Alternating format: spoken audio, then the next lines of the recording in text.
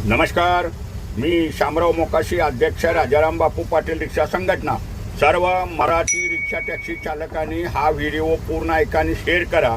खाली ओला कोला म्हणून आपण वरडत राहतोय, हा बेकायदेशीरच आहे। तर मीटर शासन जे कशाला मीटर देतं, तर मीटरनं शासन भाडं ठरवून देतं आणि तेवढं प्रवासी देत असतात, हे कोणीही विसरू नका।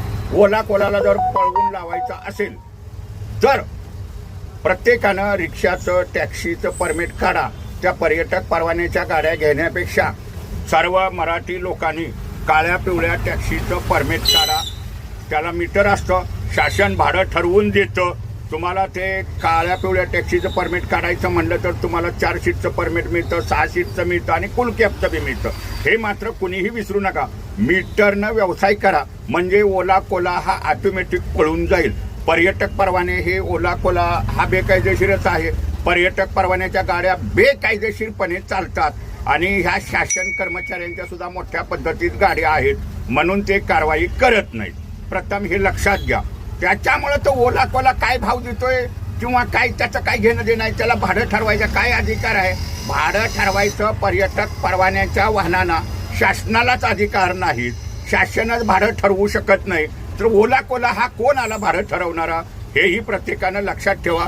ओला कोलाचं एक ॲप आहे, तेही बेकायदेशीर आहे, अशी कुठलीही मान्यता दिलेली नाही कुठल्याही ॲपला महाराष्ट्रात शासनानं।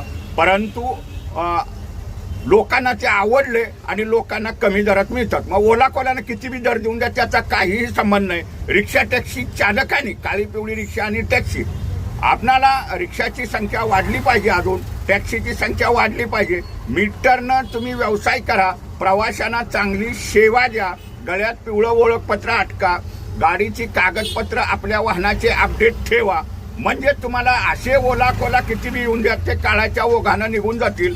आपण सुधारणं, आपला व्यवसाय सक्षमपणानं करणं ही जबाबदारी आपली असते, हेही प्रत्येकानं लक्षात ठेवा। आणि सुशिक्षित बेरोजगारांनी, अगदी महिला सुद्धा रिक्षा टॅक्सीचं परमिट काढू शकतात। त्यांच्यासाठी अबोली कलर हा रिक्षाचा आहे, टॅक्सीचाही अबोली कलर आहे।